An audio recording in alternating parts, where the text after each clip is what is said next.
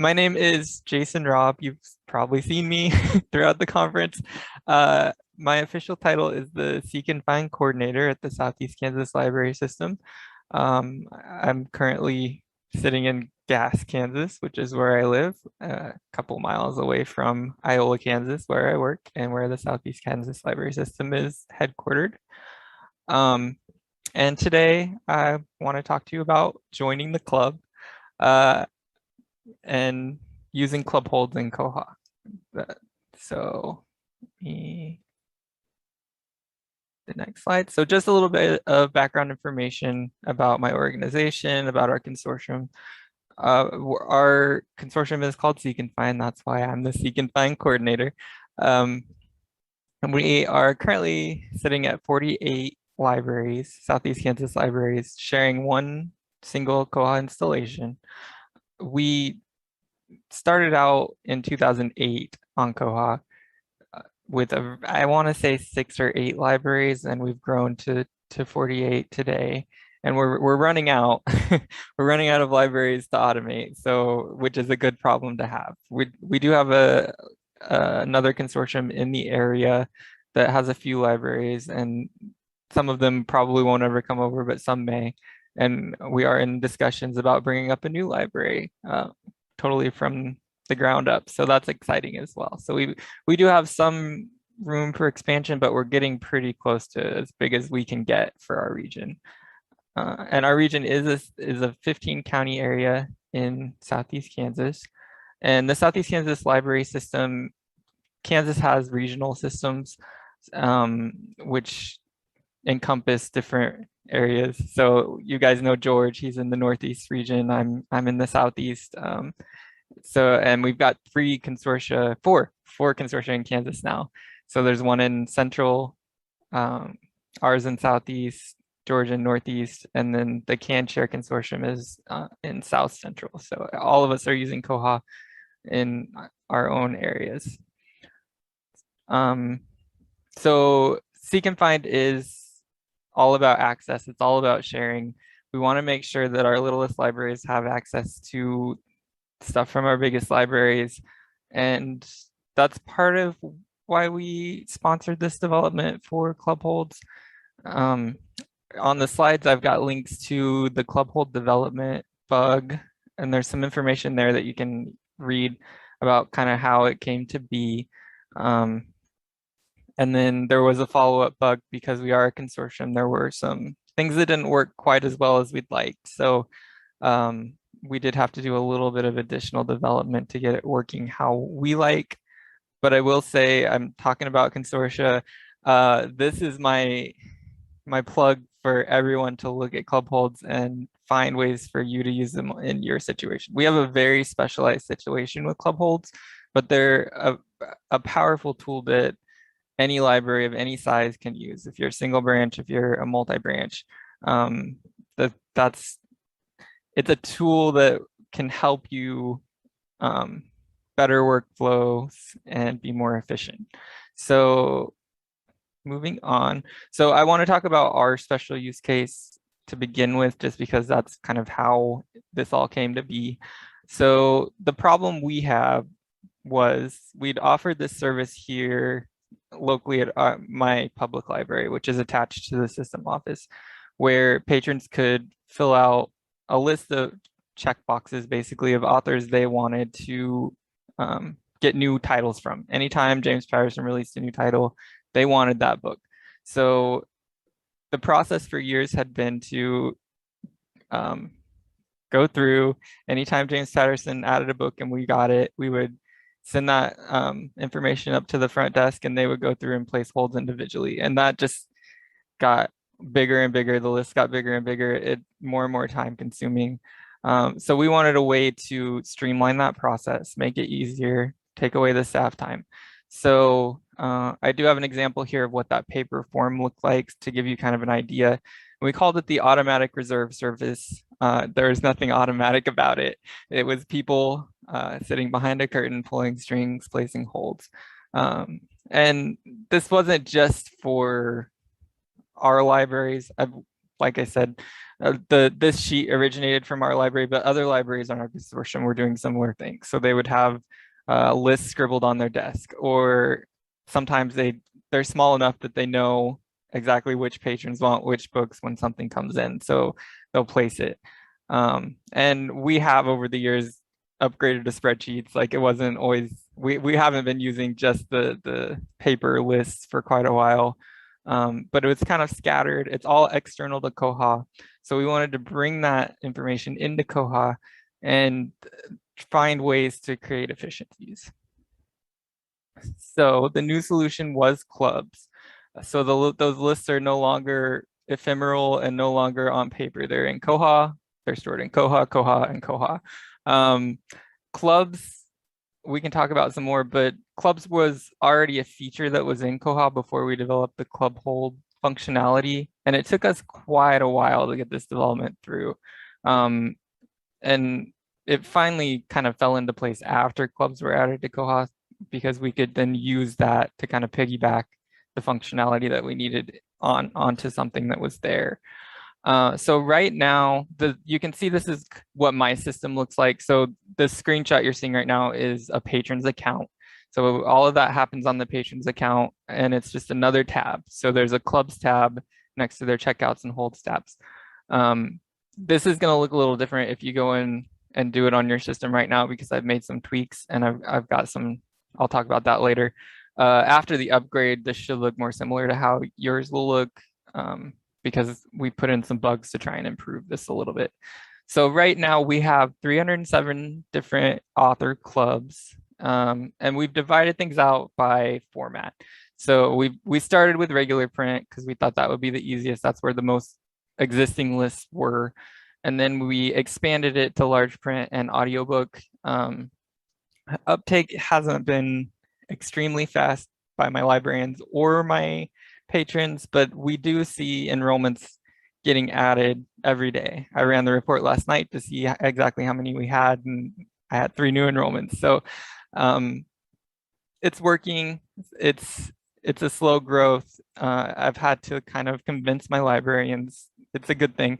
And I think as we move forward and we start reporting on things and seeing just exactly how impactful it is, we'll probably get more buy-in. In addition to that, we did start off not having patron initiated enrollment turned on, so patrons couldn't enroll themselves. The librarians had to do it.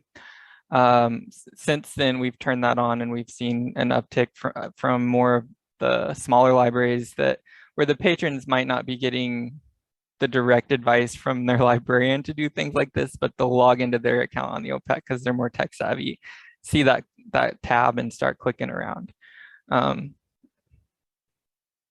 Okay, so what is a club? So at its base level, a club is just a list of patrons. It is a list of patrons with benefits, though.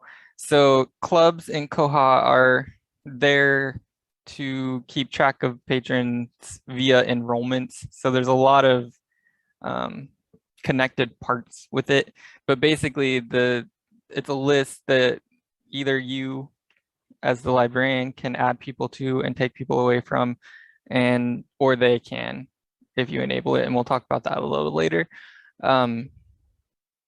It also keeps track of former enrollments, which is something that isn't really handled that way other places in Koha. Like if you add somebody to a patron list and then take them out, there's no way to tell that they were in that list before. With clubs, you can run reports on that. You can see canceled enrollments, so you can go back and see who was in the club formerly. And then what are club holds at the base level? For club holds, that's going to be, for us, it's a one-click to place many holds. It's a one-to-many relationship. That was the core functionality we were looking for. There was additional functionality that we built in with randomization, and that has to do with making things fair. So we are a consortium, and we do, at the system office, we pump in some extra copies of those popular titles. So like whenever a new Patterson comes out, we'll buy 12 copies.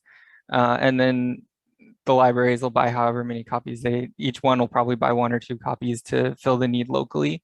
But before, when people were putting those holds on one at a time, our copies would all go to whoever got there first. So if all the Coffeyville patrons got put on first, then our copies were all going out to Coffeyville, and then they wouldn't make it to Chanute until the Coffeyville list was through. So we really wanted a way to make it more fair to disperse those evenly, not just for the big libraries, but for the smaller libraries as well. So again, just touching on the versatility. So our use case is favorite author clubs, and we are doing that consortium wide. So we'll have a club where any patron from any library in the consortium can be part of that club. And whenever any library adds that book, we're placing the hold and they're getting their hold put on. So it's taking a lot of work away from the librarians on the ground and opening things up a little more. Other potential use cases for clubs and club folds, obviously book discussion clubs. If you want to make a book discussion club, put all your patrons in there, then you're able to go over to the record that has the copies on it, place the club hold with 1 click, and everybody in your club will get a copy of it if there's enough copies on the record to support that. Other ideas that have come up, favorite series clubs, favorite genre clubs, favorite actors. You could even do this with DVDs if you wanted. Basically anything where you're finding that you're putting a list of multiple patrons on something in a batch. So the idea is to make that a 1-click transaction instead of a multiple, putting it on individually. And I did make a note here that this can be limited by branch. So even if you're in a consortium, you don't have to use it the way we're using it, which is a little chaotic. And we can talk about some of the challenges that we've run into. But if you just want to have each individual library branch within your consortium or group or district or whatever have their own set of clubs, that's doable too. Okay, so why bother? And I've touched on this a little bit as well. So first of all, it's better service. Your patrons aren't having to keep track when the latest and greatest title's coming out. All they're saying is, I love that author. Give me that author when he writes something new. And that's it. It's a done transaction. You've enrolled them in the club. Anytime something comes out, you're putting the hold on and they're gonna get a call. It's less staff time for sure. So you're not putting 90 holds on that new James Patterson at each of my big libraries would be doing that. Now we'll see it come in, we'll put the hold, and it's just done. It's minutes instead of hours sort of thing. It's way more efficient. Patron empowerment, again, it's an option to turn on public enrollment, but it does give control back over to the patrons, so they can do it themselves, they can see it themselves, they can know what they're enrolled in, what they can be enrolled in. Okay, I see in chat Rebecca is asking, how does it handle what the users pick up branches? So that was the big bug we ran into with it originally. It was defaulting to the pickup branch of who was placing the hold, which didn't work for us at all, because like if I place it in Iola, I didn't want all those copies coming to me at the headquarters. So now it defaults to the patron's home branch. So yeah, so the big list is gonna pick out the home branch of the library and head it that way. Now, if the patron, we don't have a lot of bouncing around. Like we do have some towns that are sort of close to each other, but we're pretty spread out geographically. So if a patron gets a club hold and they want to pick it up at another location, they have to catch that and change the pickup location or have it changed by a librarian.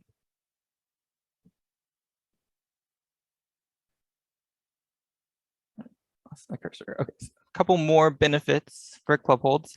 So collection development. This is one that was kind of a secondary thing that came out of it, but as we've enabled public enrollment, we're seeing what they want, what we need to buy more of, what patrons at what locations are saying, I want this author, or I want large print, or I want audiobooks. So we can use the data that it's generating to kind of inform our decisions on both what to weed and what to purchase, which is a kind of a great side effect. Since all that data is stored in Koha now, we can run reports on it, which is great. And then I already talked about the fair distribution. This may be more specific to how we do things. Just like I said, we pump in extra books that are kind of library neutral, and we want those to get to everybody in a fair way, and that's why we push for randomization. It also, at a local level, even if you're just doing a club for your local people, it can keep that more fair as well, because we tended to work off of a static list of patrons, and the front desk would just put them on in the same order every time. So the first person on the list would always get the newest book first. So this kind of prevents that. It'll make it more fair, even if you're just using it at a single branch. All right, so the nitty gritty, how to set this up. So there are some different components, and if we have time at the end, I can definitely show you this live. I just took some screenshots for posterity in the slides. But the first thing to make note of is that it is permission locked. So this is Patron Clubs is its own permission line. It's towards the bottom of the settings there. And there are 3 different permissions currently. You can edit clubs, edit club templates, and enroll patrons in clubs. For most of my libraries, we've only enabled the enrollment, and that's because we're trying to keep things kind of locked down.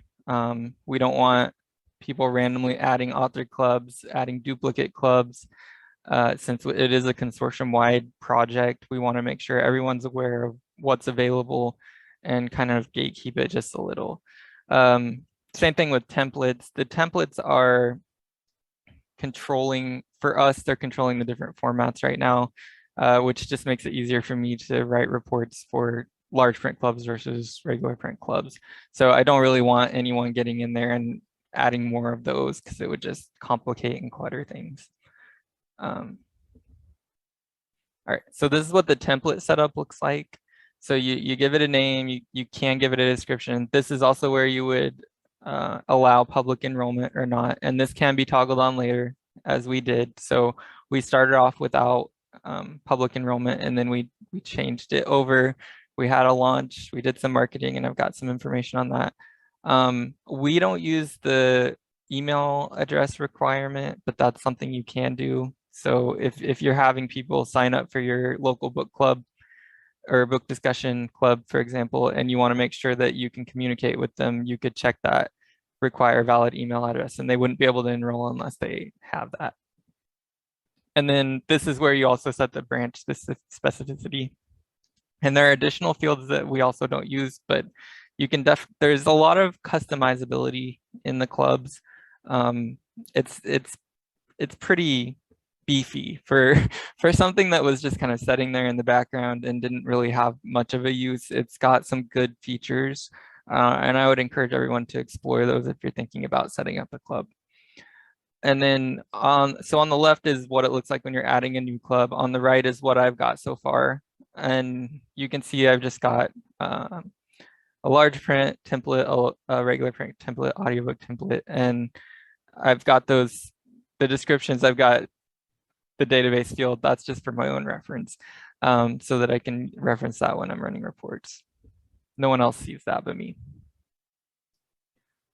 And then once you've got the template set up, then you can start adding clubs to those templates. So you see in this new club dropdown over here on the left, you get to pick the template you want it to be under, and then just add some information. And you can also limit by library there as well. So you can limit the templates by library branch, and you can limit the actual club itself by library branch.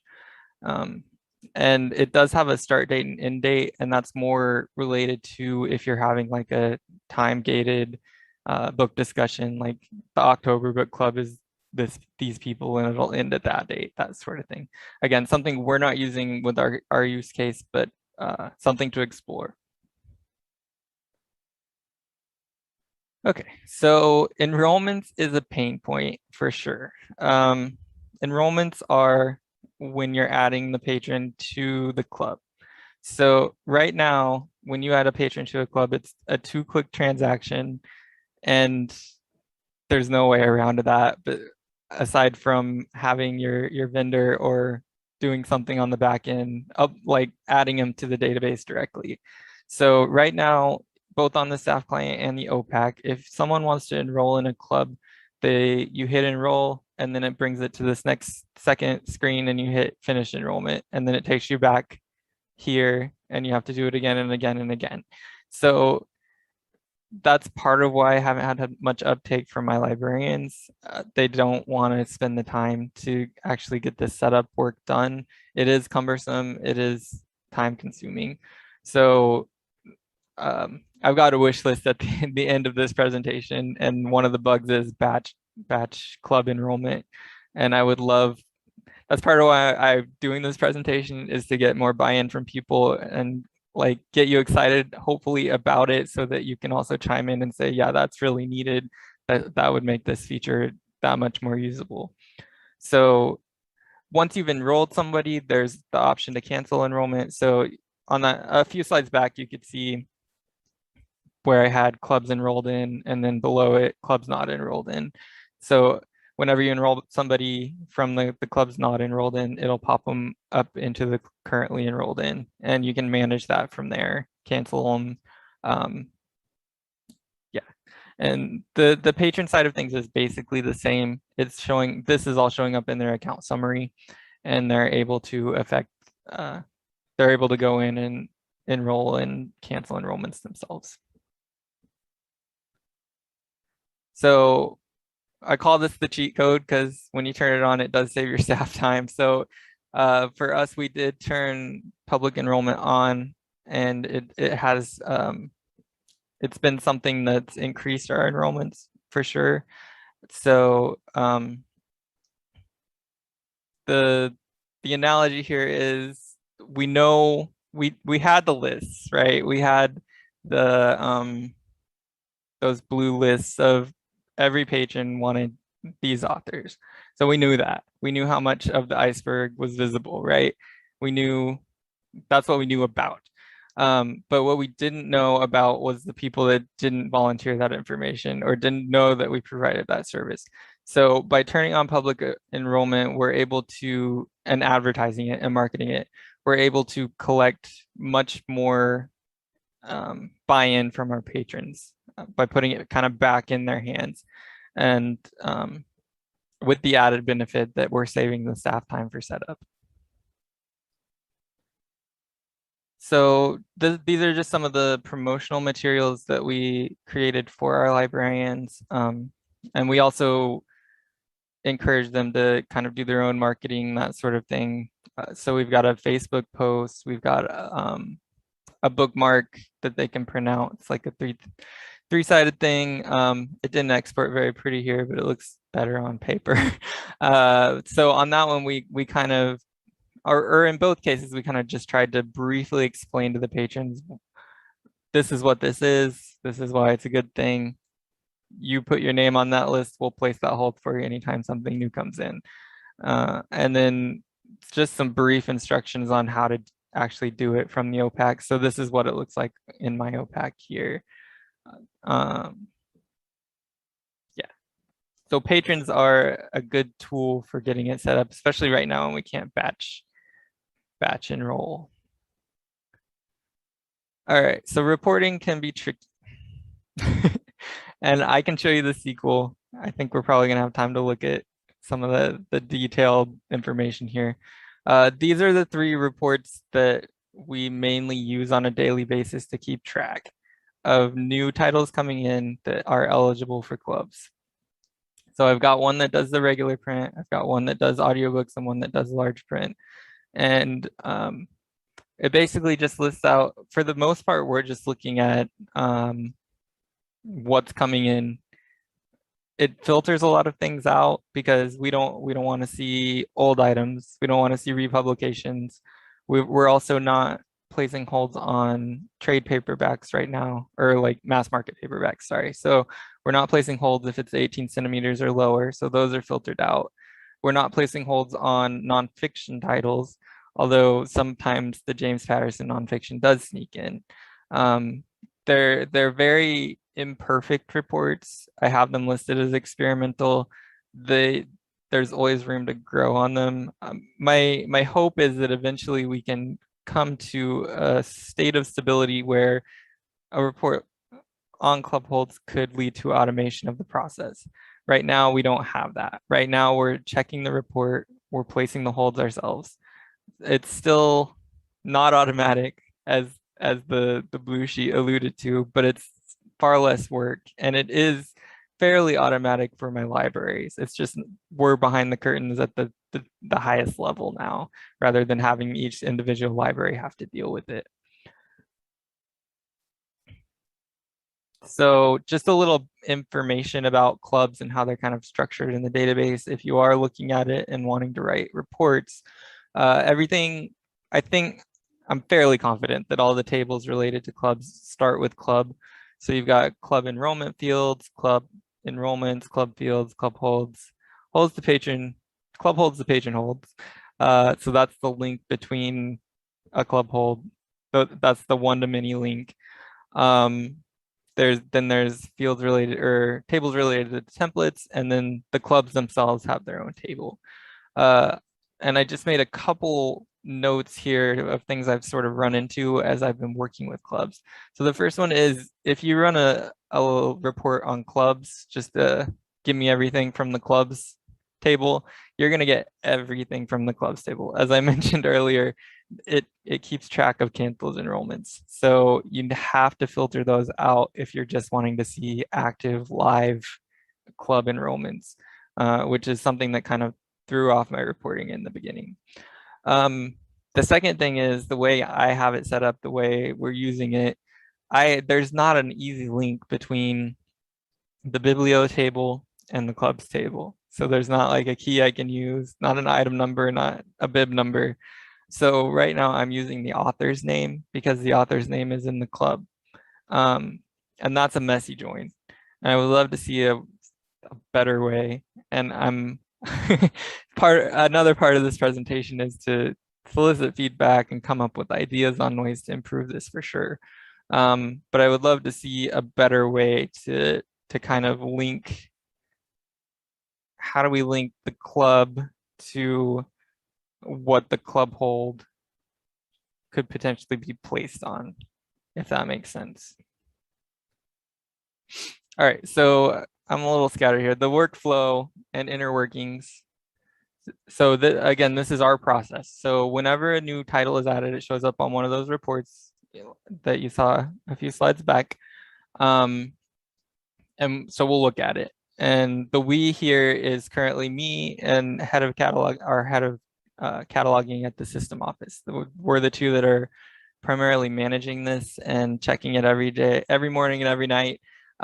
She also rigorously combs through incoming records from all of our libraries. She's kind of our quality assurance. So she also sees the things coming through, so she can catch some of the things that aren't getting picked up by the report. We can troubleshoot why they're not and then get them added onto the report.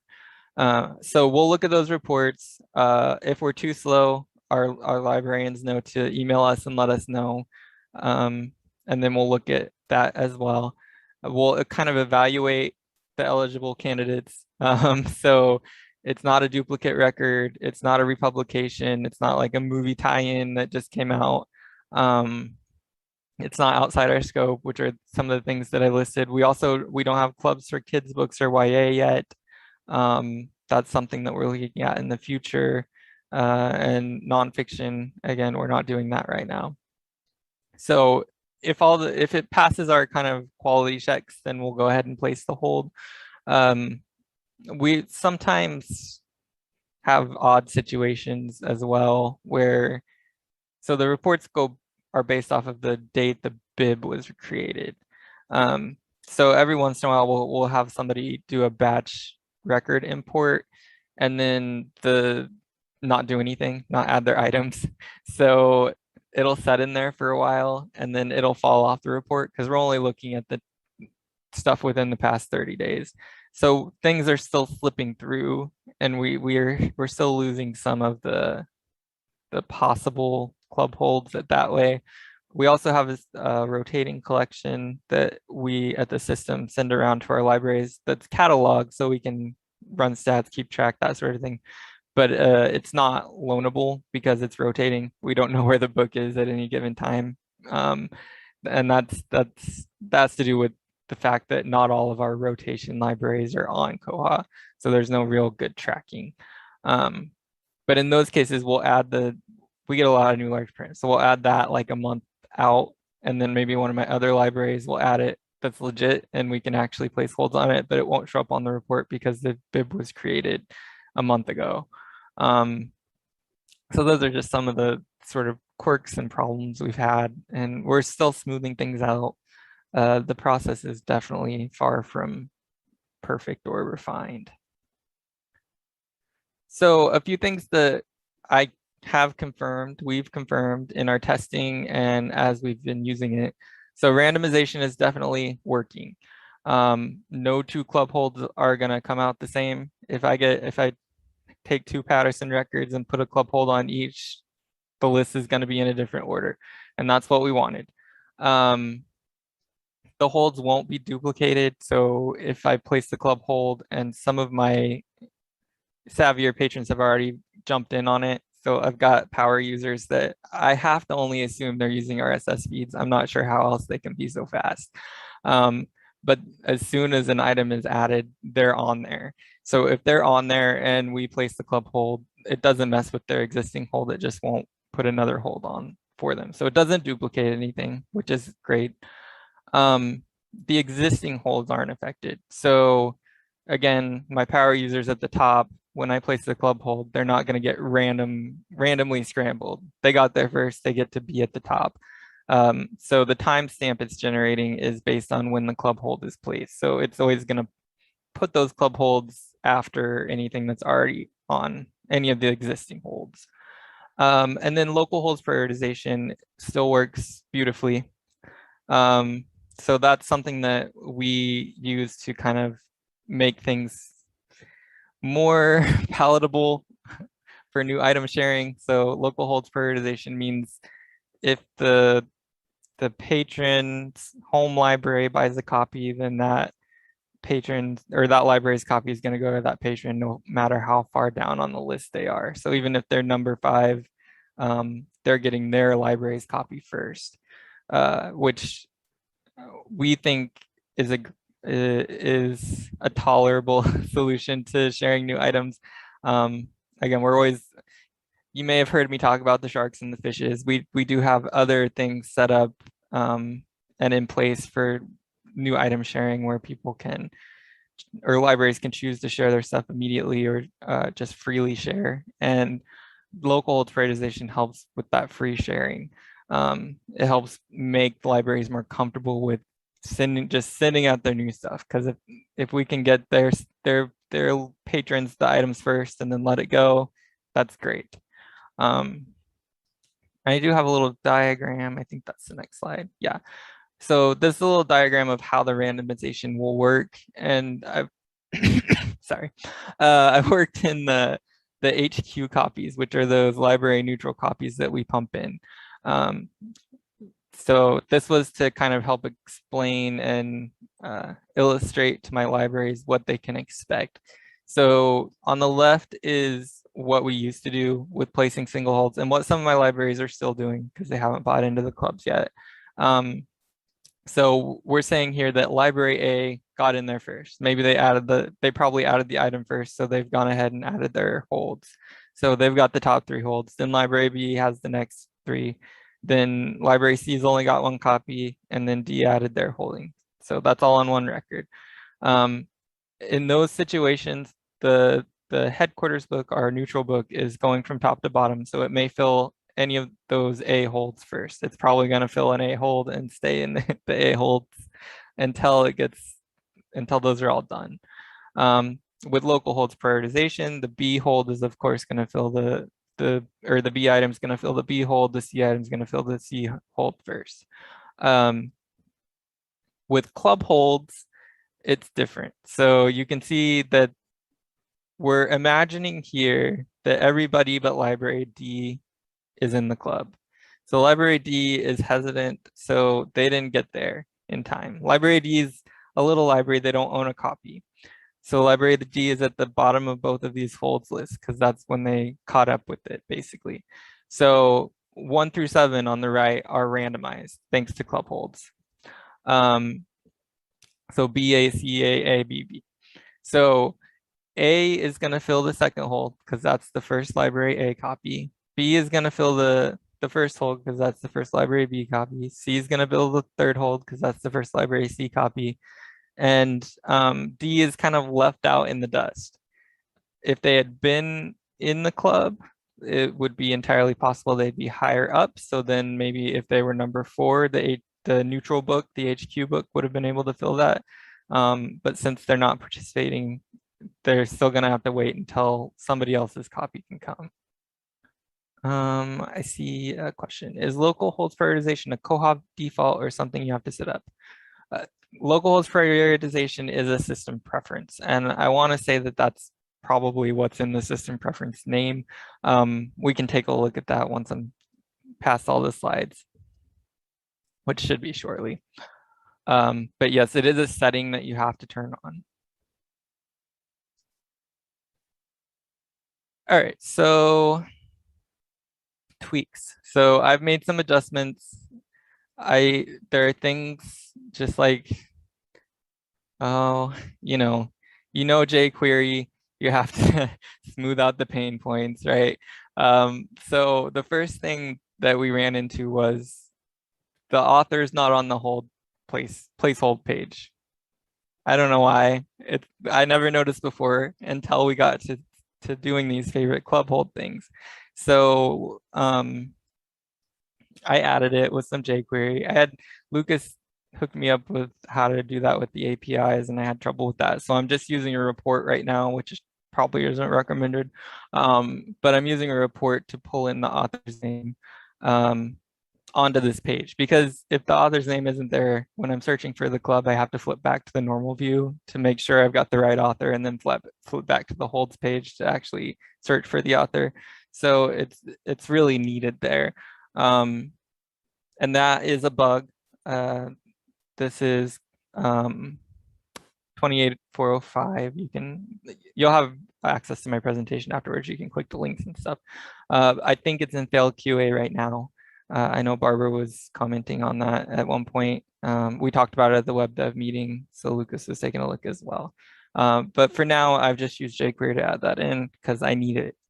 Otherwise, it adds extra unnecessary clicks to our process and could lead to errors. Datatable-ified clubs tables. This is another thing that we talked about at the web dev SIG, and Lucas was able to write a patch pretty quick. Thanks, Lucas. So this is the one I was talking about at the top, where if you're going to start using clubs today and you're still on 2005, like if you're a Bywater partner, most of us are still on 2005. So it's not going to look the same. And it's probably not going to look the same as my screenshot here either, but it's going to be better. It's going to have that, it's going to paginate those tables. Because right now, if you had 300 clubs and didn't have the jQuery that I put in, it's just one long list in that clubs tab on the paging account. So yeah, so that one's coming, which is good. This is something that I worked in, again, kind of specific to our situation, because we don't want to place a hold on a record that's already had a club hold. So I'm using a report to query when and if a club hold has been placed on a record, and then pulling that information back into specifically the clubs tab. So when you click on the clubs tab, if that hold was placed, it's going to tell you that and turn that box red, just so that there's kind of a big stopper. And this is sort of in preparation for us allowing our librarians to also partake in the hold placement process. I'm trying to make it as hard as possible to create chaos. And that's one of our challenges. So these are just a few, and I'll just kind of rapid fire through these. challenges, ponderances, things that we're still kind of working out. And if you're thinking about it now, maybe you can come up with even better solutions. So as far as adding and subtracting authors, if you're going to do an favorite author club like we're doing, um, some of the considerations that we were making are: when did they release their last title? How popular are they? Are they dead? Does it matter? A lot of dead authors are still releasing titles under their names. Um, and how many people do we really need to have in a club before we decide we need to have a club for that author? And I don't have all the answers for these questions.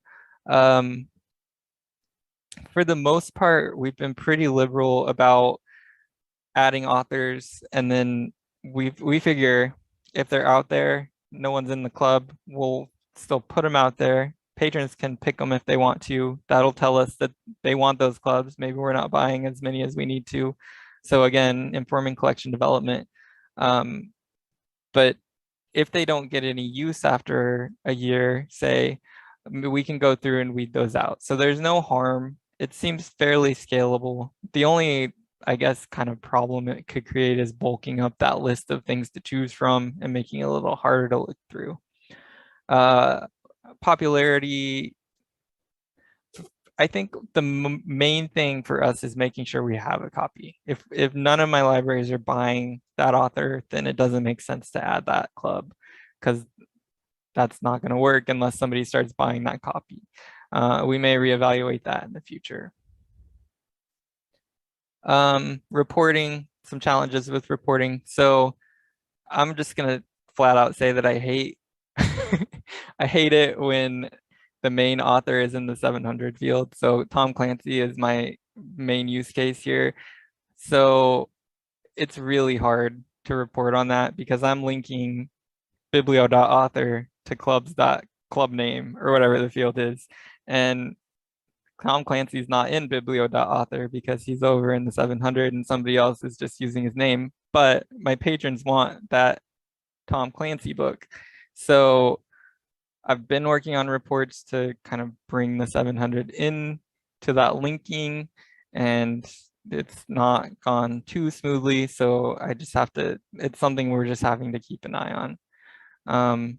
And there are other library or other authors doing the same thing, and it's just a point of frustration for our process.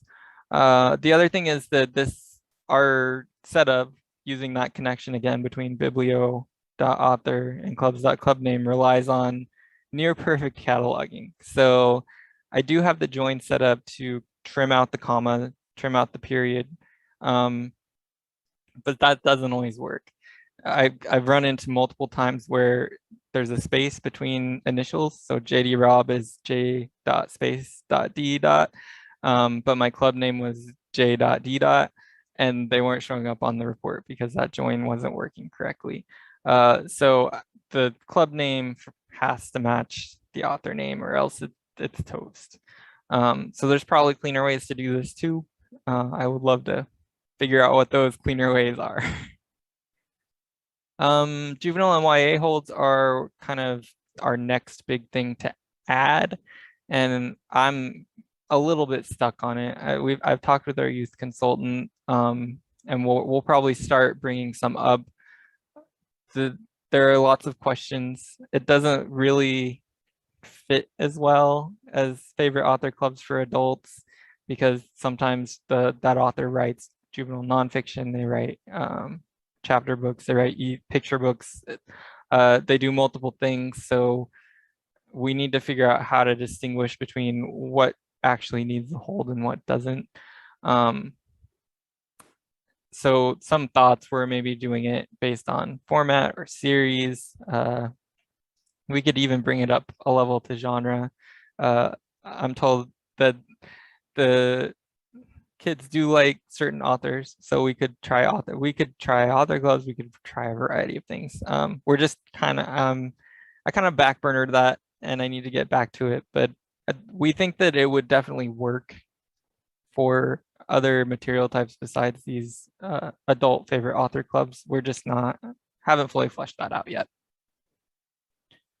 And then another challenge is the division of labor, which I've mentioned a little bit. How do we bring our librarians into this process safely? How do we make it so when the libraries that have staff and staff time to help with this decide they want to, because they want those holds put on instantly instead of having to contact us or wait for us to catch up to it?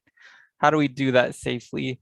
And like some of the jQuery tweaks that I talked about will help with that. But also, what's the cleanup for the chaos that might be created? So one thing that I'm pretty sure we can't do easily in Koha is delete a lot of holds at once. If somebody accidentally puts a club hold on the wrong record, we're gonna have to go through and drop that down to delete on each hold and then update them, or hit each X individually and wait for the page to load each time. So what kind of tools could we maybe add to Koha that would help in case of an emergency, sort of? And what do we want to wait on before we do expand this? So those are just some other kind of questions without answers that we have in this process at this point. And then my wish list, batch enrollment, that's bug 28008. If you're interested in using club holds, I would definitely recommend you pop in there and say, this is a thing we need, because it's a thing we need. It will make the usage of this tool far easier, more streamlined, less time consuming. Another idea I threw out there is club suspensions. So right now, your options are to enroll and cancel. That's it. Which that's okay. But if I've got a patron that's going on vacation, that's always my go-to scenario. They don't want to have a hold place while they're out of town because it might come in and they won't be able to pick it up. But they do want to be in that club. How do we handle that? Right now we have to cancel the enrollment and then go back to our paper tracking system, our spreadsheet tracking system, and keep track. And when they get back, put them back in the club. It would be nice if these could be handled like holds, where we can suspend one or many clubs until a certain date, or just in general suspend the club until we know that they're ready to start getting holds again, just to kind of help soften that and avoid unnecessary holds and transits that aren't going to get picked up. And then I would love to have a foolproof way to automate this process. I don't know how that could work, but if there is a super genius in the audience, I'm open to suggestions. After hearing my mess of a system that I've set up for this, maybe you can see through all that and figure out a way that could make it work the way we really need it to. If we could cron job this, where anytime the next Patterson is added, it's going to the right person, and we don't have to have any sort of human interaction, and actually make it real automatic reserves, automatic holds, that would be a glorious day indeed. So I believe that's the end of my slideshow. I noticed that Trevor put in the chat the system preference that we were talking about for local holds prioritization is called local holds priority. So I won't pull that up unless someone needs to see it. Are there other questions from the room, from the YouTube chat? If there's questions in the room, just jog up to the laptop and unmute, and I'll be able to hear you. In YouTube, I see it would be useful to be able to suspend a hold until date. I agree. I think I wrote that in the bug here. It would be nice to have that thing to automatically suspend those. Yes, Rhonda, I see you.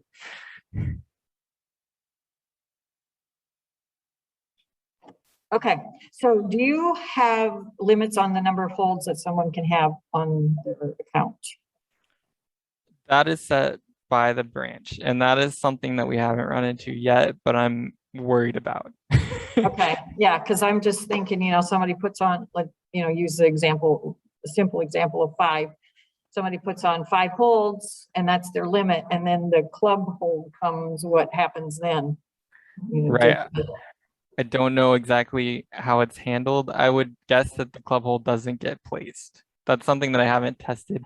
Most of my libraries are arbitrarily set at 25 holds per circ rule, so we very Okay. rarely hit that.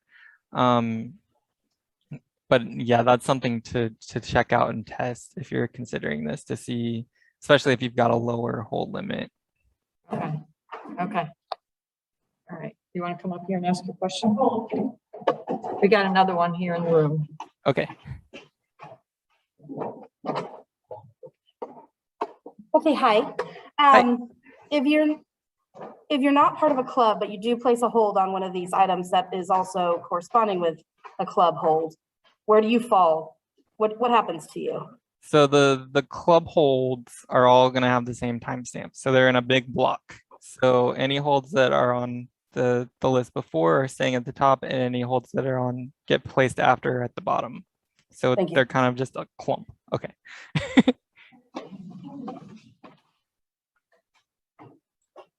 All right. Any other questions from the room or YouTube? Give YouTube another 30 seconds, I'd say. I don't know how slow that lag is. I see myself doing this in the stream, so that was at least 10 seconds ago.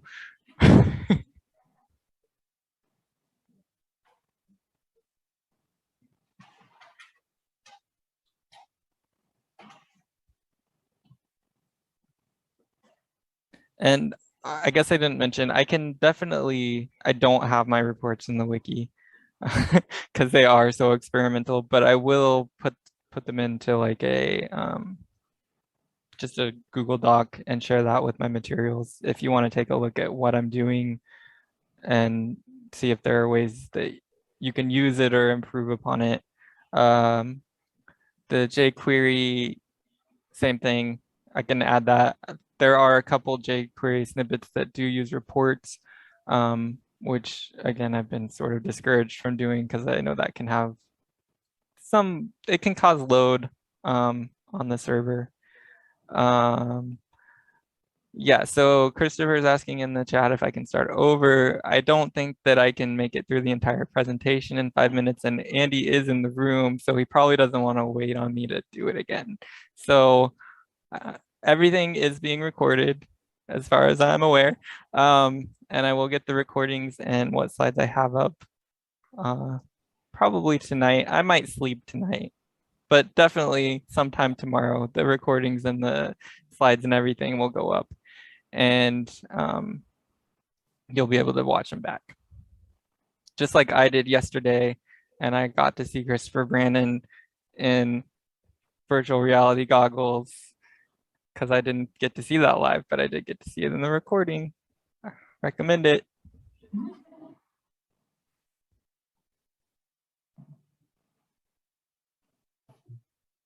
I see that somebody mentioned that setting up clubs with this was the subject of Monday Minutes. That's a great resource to check out too if you're interested in getting started with clubs.